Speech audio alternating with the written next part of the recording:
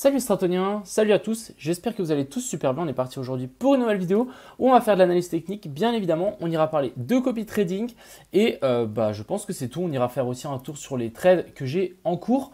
On ira voir donc le copy trading, Kingfisher, on ira voir donc les liquidations, on ira voir ici l'open interest et les funding, et on ira aussi un petit peu sur Twitter. Il y a 2-3 choses assez intéressantes et des commentaires auxquels je veux répondre en vidéo parce que à mon avis ça s'adresse à plein de gens. Et aussi on ira faire un petit tour sur mes derniers trades qui ont été infructueux. Donc c'est vrai que ces derniers jours j'ai bien galéré entre les entrées qui ne sont pas pris et les TP qui ne sont pas pris. Bref, j'ai galéré ces derniers jours. Le trading actuellement n'est pas si simple que ça. Donc voilà, on va faire un petit tour dans tout ça. Et puis j'espère que cette vidéo vous plaira. Passez une bonne vidéo, installez-vous confortablement et on est tout de suite parti. Crypto,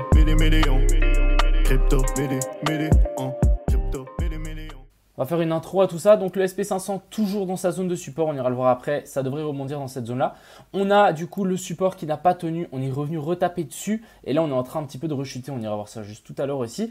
Ici petit trade qu'on parlera tout à l'heure, mais en fait ici on a une potentielle ABC, plus ensuite ici on avait un equal high sur Binance et la fair value gap juste au-dessus. Donc je me suis dit ok vas-y je tente là et au final on est monté plus haut. Donc en fait la zone, notre fameuse ABC était beaucoup plus grande et du coup en fait là on a seulement décompté la A. Donc en fait on avait la B et ensuite la C plus haut, donc on ira voir. Donc vraiment ici on avait cette fameuse A, B, C et au final on a bien chuté, donc j'avais plutôt raison. Et ensuite ici en théorie donc on avait potentiellement COS et BOSS inversion de structure, de nouveau ici COS, donc continuation de la structure haussière. On devait maintenir ce plus bas là, donc on a fait comme une mèche en dessous, on est venu combler la zone de fair value gap, zone très importante, c'est la zone que j'ai longue sur les différents exchanges, donc vraiment j'ai longue la zone ici de fair value gap, mais vraiment c'était une magnifique zone à long. On ira voir ça aussi tout à l'heure, mais voilà un petit peu ce qu'on va parler dans cette vidéo. Ensuite ici, il y a quelqu'un qui m'a expliqué, tu pourrais expliquer tes trades de copy trading. Alors les trades que je mets sur le copy trading sont dans le groupe privé, il y a un lien dans la description pour vous inscrire, c'est 20 francs suisses par mois. C'est juste pour avoir un groupe de personnes qui sont motivées, parce que la dernière fois, je ne sais pas si vous vous souvenez, mais j'avais un groupe de 8000 personnes, c'était le bordel. J'avais toute la journée, je faisais la police, donc je ne voulais pas faire ça. Et c'est la seule option que j'ai trouvée pour avoir que des gens respectueux et des gens qui sont là pour apprendre dans ce groupe-là. Donc voilà. J'aurais pu même le mettre à 10, même 5, ça ne change rien. Le fait juste de mettre, je pense même un bal, ça enlève la porte à plein de gens qui sont juste là pour faire chier. Donc voilà. Et ensuite ici, il y a quelqu'un d'autre qui a répondu, donc Jérémy. À chaque fois que je reçois ce genre de notification, j'ai un petit stress. Donc c'est ouverture d'une position parce qu'en fait les dernières positions que j'ai prises ont foiré. Donc il a un petit stress à chaque fois que ça rentre. Donc ça veut simplement dire qu'en fait il a mis trop d'argent par rapport à ce qu'il est prêt à perdre. Donc personnellement, si j'étais toi Jérémy, soit je me désabonnerai de mon copy trading, soit je baisserai largement la somme que j'ai mis en fait dans ce copy trading pour vraiment que tu sois prêt à perdre cet argent. Vraiment, soyez prêt à perdre cet argent. Ensuite ici, sur l'open interest, donc ici on peut voir qu'on a un joli petit dump. Donc à mon avis ici, il y a des positions qui sont en train d'être clôturées, voire liquidées. Et en fait, on a les funding qui sont plutôt neutres. Donc je pense que c'est un petit peu des deux côtés. On a ici, je pense, des gens qui ont shorté ce dernier mouvement vers le bas. Et à mon avis, ils sont en train de se faire droit derrière.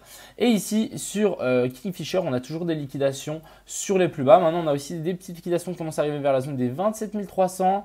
23 000, donc pourquoi pas remonter à 23 000, chercher ici, hein, vraiment là on en a pas mal, hein, on le voit bien, elles sont entassées les unes sur les autres. Et sinon, voilà, on a toujours les mêmes liquidations ici qui sont au sud. Ça n'a toujours pas changé. Du côté ici du copy trading, donc je suis encore un petit peu descendu. Je suis descendu à 1564 qui est actuellement. J'ai non seulement j'ai un ordre qui est ouvert. Donc si on vient juste ici, on peut voir donc dans copy trading, j'ai un ordre qui est ouvert. Donc ici à plus de 200 $, 250 $ de gain. Donc là, on est à, j'ai acheté pour un Bitcoin. Donc voilà, on est à 250 $ de gain, donc ça devrait bien remonter. Et je pense qu'en un trade, on peut remonter. Donc vraiment, ma stratégie, c'est à chaque fois d'avoir des stop loss assez proches. Je peux perdre très bien 10 trades à la suite. Et ensuite, j'en gagne un qui remonte toutes les pertes. Donc vraiment, ça, c'est ma façon de trader. Je sais qu'il y a aussi des autres façons de trader. Chacun trade un petit peu comme il veut. Mais encore une fois, c'est ma façon de trader. Donc c'est très possible que des fois, il y a des grosses pertes et des pertes de 100 et d'un coup, gros gain de 1500 $. Ça, c'est quelque chose de complètement faisable. Donc ensuite, on est parti ici sur ce BTC. Donc je voulais d'abord vous montrer ici mon trade de ce matin. Si je le trouve, donc voilà, il est ici. Donc là, c'était mon petit trade de ce matin. On avait une potentielle ABC qui était formée en fait juste ici. Donc là, on avait une potentielle A, B, non, si je me retrompe, mais A, B, C. Donc j'ai shorté ici. Malheureusement, on a eu cette montée avant de rechuter. Donc on avait en fait cette A, B, C ici en plus grosse time frame dans un gros canal haussier. Et finalement, voilà, on a craqué vers le bas et on est venu chercher donc les targets. Et ça, c'était plutôt pas mal. Encore une fois, je voulais juste vous montrer aussi, donc ça c'est les trades que j'ai essayé de prendre ces derniers jours. Vraiment, c'était pas si simple.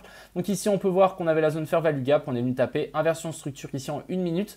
Et ensuite ici, on n'est pas revenu chercher mon entrée pour ensuite retaper parfaitement mon stop loss sans moi. Et j'ai eu le même cas ici. Donc ça, c'était le trade de ce matin. Après avoir pris mon stop loss ici, j'ai tenté de re-rentrer ici, sauf qu'on n'est pas monté assez haut, prendre mon entrée et malheureusement je ne suis pas rentré. Donc vraiment en ce moment le trade clairement c'est compliqué. Moi c'est vrai que je me suis pris 2-3 talls et j'ai galéré clairement. Donc personnellement j'ai pris une entrée ici, je vais vous expliquer pourquoi. On va passer en 4 heures. Donc en 4 heures, ce qu'on est venu faire ici pour le moment, on est venu en fait retester donc toute cette zone ici. Donc ici clairement c'est une zone de pivot. Donc on a une zone pivot ici, on a fait support, support, support et là on a fait résistance dessus. Donc c'est plutôt mauvais signe clairement pour le coup. Mais maintenant ce qu'on est venu faire et ce qui était assez intéressant selon moi, c'est qu'en fait on est venu clôturer la zone de Fair Value Gap qui est ici. Donc vous voyez ici le petit rectangle gris, on avait une zone de Fair Value Gap en 4 heures. Donc actuellement on est revenu parfaitement à la mèche, toucher, combler cette zone de Fair Value Gap pour ensuite repumper. Donc maintenant ce qui serait super intéressant, c'est en fait de nous former un magnifique W, donc sous la zone de pivot. Et si on arrive à faire ça pour ensuite passer par-dessus, là c'est clair et net qu'on va pouvoir pumper et récupérer en fait toute la liquidité qui est placée ici. Je rappelle que là, on a de la liquidité qui s'est formée et comme on a vu sur Kingfisher tout à l'heure, il y en a qui sont un petit peu placés au nord, voire beaucoup plus au nord. Donc vraiment, c'est la zone que je target, c'est la zone qui me semble plutôt complète pour ce BTC à revenir chercher en tout cas pour ensuite, on verra après, soit rechuter vers le bas ou pas. Donc, pour le moment, je suis clairement rentré. Donc, je vais vous montrer ici, juste au-dessus de la zone de Fair Value Gap. Donc, vraiment, je suis rentré pile poil sur la mèche ici. Pour le moment, ça a tenu. Donc, ça, c'est parfait. J'ai pris un autre trade, donc un trade un peu perso ici dessus. Donc, sur la 50% de la zone de Fair Value Gap. Ça arrive aussi qu'on descende et qu'on touche seulement 50% de cette zone de Fair Value Gap avant de repumper.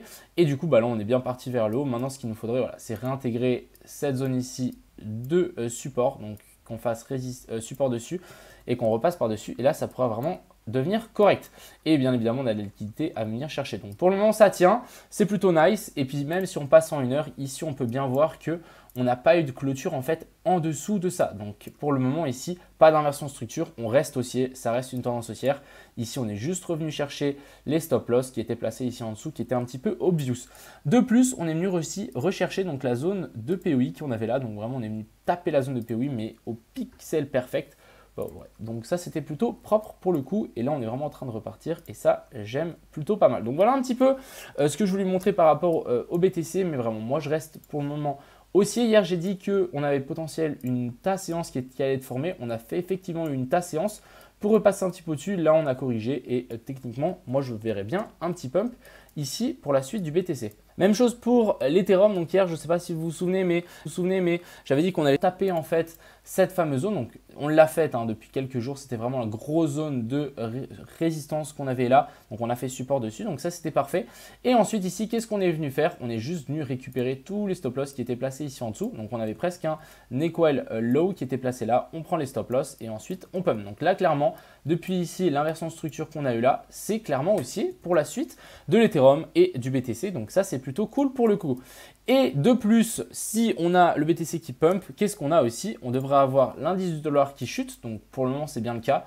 Donc maintenant, à voir si vraiment ici, on va se faire repousser par cette zone-là. Mais je verrais bien, je voudrais bien quand même une chute ici. Ça serait vraiment plutôt propre pour l'indice dollar. Mais encore une fois, ici, c'est compliqué. Je ne sais même pas comment lire cette pattern. Mais voilà, pour le moment, ici, ce qu'il faudra avoir, c'est une chute vers le bas. Mais là, pour le moment, on a seulement un range et il faut une cassure vers le haut ou par le bas pour avoir un mouvement. Et ensuite, on a le SP500, comme j'ai dit, qui est haussier. Donc vraiment, c'est une zone, personnellement, je préfère à long que short. On est sur une zone de POI, on est sur une zone de support, on est sur une zone potentielle d'achat. Donc je préfère me tenter au long que essayer de shorter des supports. Ça, c'est vraiment quelque chose qui est moyen. Et ici, on peut bien voir que ça va payer. Moi, je vous le dis, cette zone de POI ici, pour le moment, elle tient bien et est en train d'aider le Bitcoin à pousser.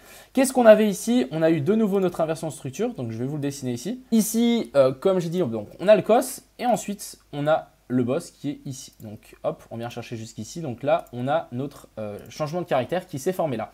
Et ensuite, qu'est-ce qui est assez intéressant, c'est de regarder où est-ce qu'on a des zones de fair value gap. Donc une zone de fair value gap qui s'était dessinée, elle est ici. Donc de là à là, donc là on avait une zone de fair value gap et pour le coup bon, on a bien rebondi dessus, on est venu chercher un petit peu plus bas. Mais voilà, pour le moment ça a tenu et là on est en train de repartir vers le nord avec le BTC. Donc ça c'est plutôt pas mal. Et maintenant du coup ce qu'il nous faudrait c'est un nouveau top par rapport à ce plus haut là. Une fois qu'on aura fait ce top par rapport à ce plus haut là, là on pourra dire ok, tendance en petite time frame, donc en 1 heure, 4 heures pour le SP500 est inversé. Et du coup, bah, on va potentiellement venir chercher ce plus haut ici, étant donné qu'on est toujours dans cette inversion de structure ici et on est toujours dans cette fameuse zone de POI. Donc voilà un petit peu par rapport au SP500 qui est plutôt haussier et par rapport à mes trades que j'ai actuellement sur le BTC. On va voir si ça passe, hein, bien évidemment. Bon, pour le moment, voilà, on est en train de se faire retaper donc contre cette zone de support. Hein. C'est normal qu'on galère un petit peu à passer par-dessus. C'est une zone dure, c'est une zone dans laquelle les gens tenteront de shorter, surtout qu'on a pris les stop loss qui sont placés en dessous. On peut largement se retourner hein, et tout casser vers le bas. Encore une fois, c'est largement possible. Mais voilà, pour le moment, personnellement, je préfère voir un mouvement qui va se poursuivre à la hausse que à la baisse. Encore une fois, c'est uniquement mon avis. Et dernier petit disclaimer pour le copy trading, si vous n'êtes pas prêt à perdre votre argent, allez simplement ailleurs ou mettez une somme beaucoup plus faible que vous êtes prêt à perdre. C'est vraiment, encore une fois, c'est un compte de défi. C'est un compte dans lequel je suis prêt à tout perdre, clairement. Donc, soyez aussi prêt à perdre votre argent. Et personnellement, moi, je me concentre uniquement sur mes trades, etc. Et c'est clair que moi, je vais trader différemment que vous allez trader. Et pour vraiment comprendre mes trades, n'hésitez pas à aller dans la description. Je pense que vous allez apprendre une tonne de choses en venant dans ces groupes. Enfin bref, je vous souhaite une agréable soirée. Profitez bien et à plus.